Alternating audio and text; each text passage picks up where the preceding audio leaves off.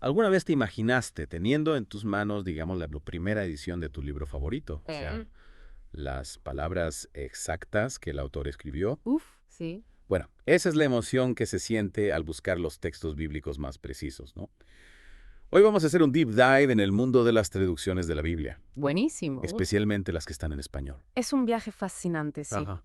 que nos lleva a través de siglos de historia buscando las fuentes más antiguas Claro. y confiables para reconstruir el texto original. Es como ser un detective de la historia, ¿no? Totalmente. Y me contaron que algunos versículos que todos conocemos y que siempre leemos, capaz que no están en las versiones más antiguas. ¿Es cierto eso? Sí, es cierto. Hay pasajes que se agregaron o modificaron a lo largo de la historia. Para entender la precisión de una traducción bíblica, hay que fijarse en dos cosas fundamentales. Primero, la antigüedad y la confiabilidad de los manuscritos originales. Ajá. Y segundo, el método de traducción que se utilizó, si fue literal o si se tomó la libertad de interpretar el texto. Claro, entiendo. ¿Y podrías contarme cuáles son algunas de las Biblias en español que se consideran más fieles a esos manuscritos antiguos? Me imagino que debe haber un montón, ¿no? Tienes razón, hay muchísimas traducciones. Pero algunas de las más reconocidas por su rigor académico son la Biblia de Jerusalén de 1998, la nueva versión internacional, conocida como la MX. Ah, la Biblia de Jerusalén la escuché nombrar muchas veces. ¿Qué la hace tan especial? Bueno, su principal fortaleza es que se basa en textos críticos modernos. Estos textos son reconstrucciones meticulosas que se basan en los manuscritos más antiguos y confiables que tenemos, como el Codex Sinaiticus, el Vaticanus y hasta los famosos rollos del Mar Muerto. No me digas. Los rollos del Mar Muerto se usaron para hacer la Biblia de Jerusalén. Claro. Siempre me fascinaron esos descubrimientos. Es increíble pensar en la cantidad de secretos que guardan. Totalmente. Los rollos del Mar Muerto son un tesoro arqueológico invaluable. Nos han dado una visión increíble del mundo bíblico y nos han ayudado a comprender mejor los textos originales. Impresionante.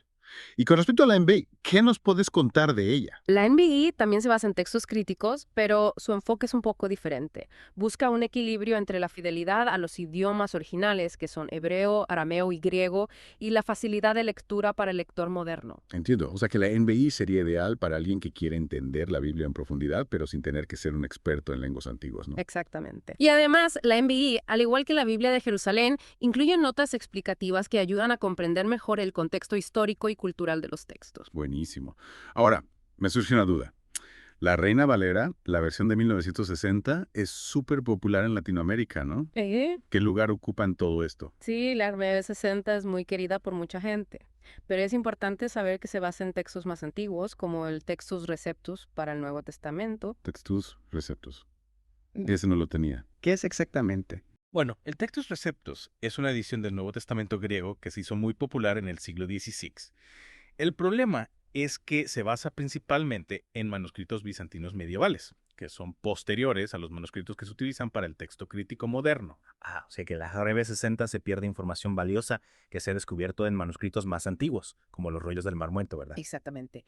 Y esto puede llevar a diferencias significativas en la traducción de algunos pasajes. Por ejemplo, en Marcos 1.2, la RB 60 comete un error al citar tanto a Malaquías como a Isaías, mientras que la NBI y la Biblia de Jerusalén, basándose en el Sinaiticus y el Vaticanus, lo atribuyen correctamente solo a Isaías. Mira vos, no tenía idea de que existían esas diferencias. Hay otros ejemplos así. Sí, varios. Por ejemplo, en Juan 5.3-4, la RRB 60 incluye el famoso pasaje del ángel que mueve las aguas, pero ese pasaje no aparece en los manuscritos más antiguos. En serio. Esa parte me la sabía de memoria. Entonces, eso significa que no debería estar en la Biblia. Pues es un tema complejo. Algunos estudiosos creen que ese pasaje se añadió posteriormente, mientras que otros defienden su autenticidad. Lo importante es que el lector tenga en cuenta que existen diferentes versiones Claro. y que no todas se basan en los mismos manuscritos. Tienes razón. Es fundamental conocer estas diferencias para poder elegir la versión que nos parezca más confiable.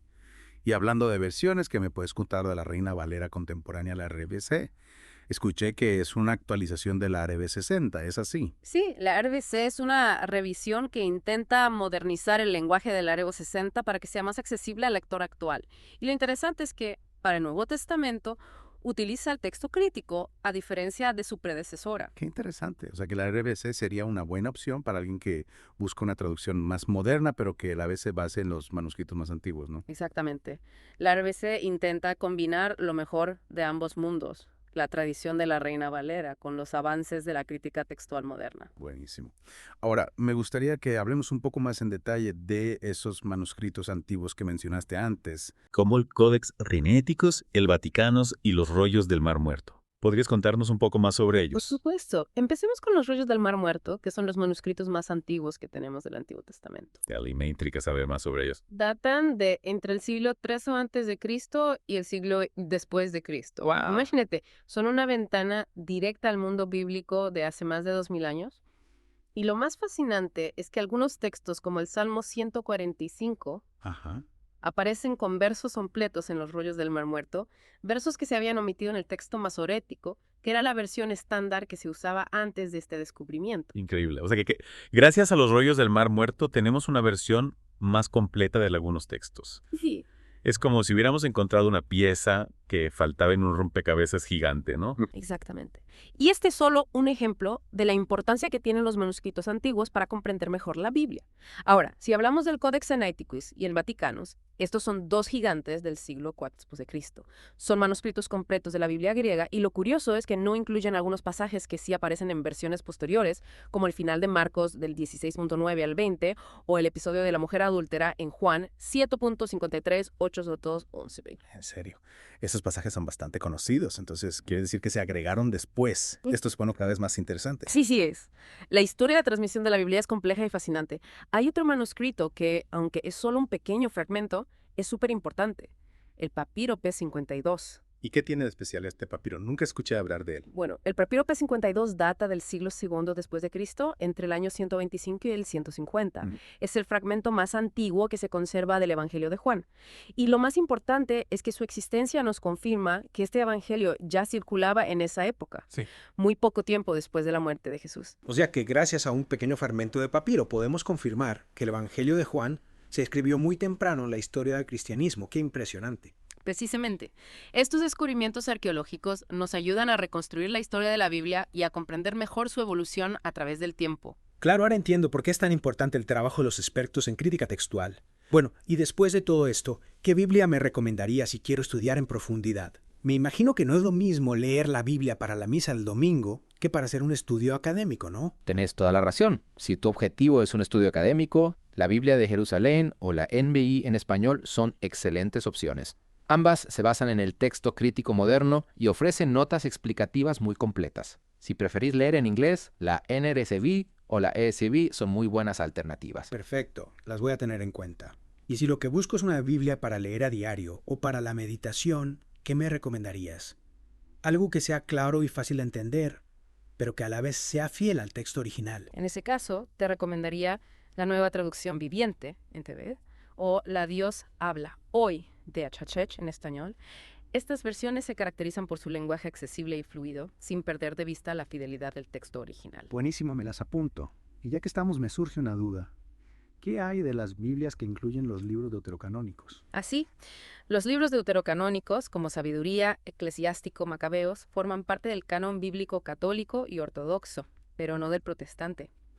Si te interesa tener una Biblia con el canon completo, puedes buscar la Biblia de la Iglesia en América, que es la versión católica oficial en español, o una Biblia ortodoxa. Perfecto, muchas gracias por la aclaración. La verdad es que nunca imaginé que el mundo de las traducciones de la Biblia fuera tan complejo y fascinante. Es un campo de estudio apasionante.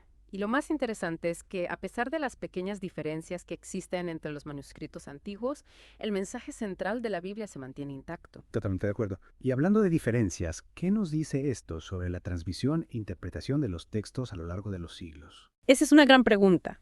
Nos recuerda que la Biblia no es un libro estático, sino que ha sido copiado, traducido e interpretado por diferentes personas en diferentes épocas y contextos. Claro, es como un río que fluye a través del tiempo, Exacto. llevando consigo el mismo mensaje esencial, pero adaptándose a los diferentes terrenos por los que pasa. Excelente analogía. Y eso es lo que la hace tan rica y fascinante. Cada traducción, cada interpretación nos ofrece una nueva perspectiva sobre el texto bíblico. Totalmente de acuerdo. Bueno, después de esta deep dive, me dieron ganas de agarrar diferentes versiones de la Biblia y compararlas. ¿Vos qué decís? Te lo recomiendo. Es un ejercicio muy enriquecedor. Podés descubrir detalles que nunca habías notado y comprender mejor la complejidad variedad del texto bíblico. Dale. Y a nuestros oyentes los invitamos a hacer lo mismo. Agarren sus Biblias, comparen las diferentes versiones y déjense sorprender por los tesoros que pueden encontrar. Exacto. Y recuerden, la Biblia es un libro vivo que sigue hablándonos hoy. A explorar. Hasta la próxima Deep Dive. Es fascinante pensar en la cantidad de manos por las que han pasado estos textos, ¿no? En los idiomas a los que se han traducido, en las culturas que los han interpretado. Exacto. Y eso es lo que hace que el estudio de la Biblia sea tan rico y complejo. Cada capa que descubrimos nos revela nuevas dimensiones de significado. Totalmente. Ahora que mencionas eso, me queda una duda dando vueltas. Si existen estas diferencias, incluso pequeñas, entre los manuscritos antiguos, ¿qué nos dice esto sobre la naturaleza de la transmisión e interpretación de la Biblia a lo largo de los siglos? Esa es una pregunta muy importante. Nos recuerda que la Biblia no es un libro que cayó del cielo, sino que ha sido transmitido de generación en generación a través de la escritura. Cada copia que se hacía, cada traducción a un nuevo idioma, implicaba una interpretación, una manera particular de entender el mensaje original. Claro, es como un juego de teléfono descompuesto, pero a una escala milenaria, ¿no? En cierto modo, sí. Pero a pesar de las variaciones que se fueron introduciendo a lo largo del tiempo, el mensaje central de la Biblia se ha mantenido a lo largo de los siglos. Ese núcleo esencial de fe, esperanza y amor sigue resonando con fuerza en nuestros días. Me parece increíble cómo un texto tan antiguo puede seguir teniendo tanta relevancia en el mundo actual. ¿No te parece? Absolutamente. Y es precisamente esa capacidad de trascender el tiempo y el espacio lo que convierte a la Biblia en un libro único e inigualable. Bueno, después de esta deep dive, me voy con la cabeza llena de información y con ganas de explorar más a fondo este tema. ¿Algún último consejo para nuestros oyentes? Les diría que no tengan miedo de comparar diferentes versiones de la Biblia, de investigar los diferentes manuscritos, de cuestionar las interpretaciones tradicionales. La búsqueda de la verdad es un camino apasionante, que nos invita a ser humildes y a mantener la mente abierta. Excelente consejo. Ya a nuestros oyentes los invitamos a que se sumen a esta aventura de descubrir la riqueza y la complejidad de la Biblia. Hasta la próxima Deep Dive.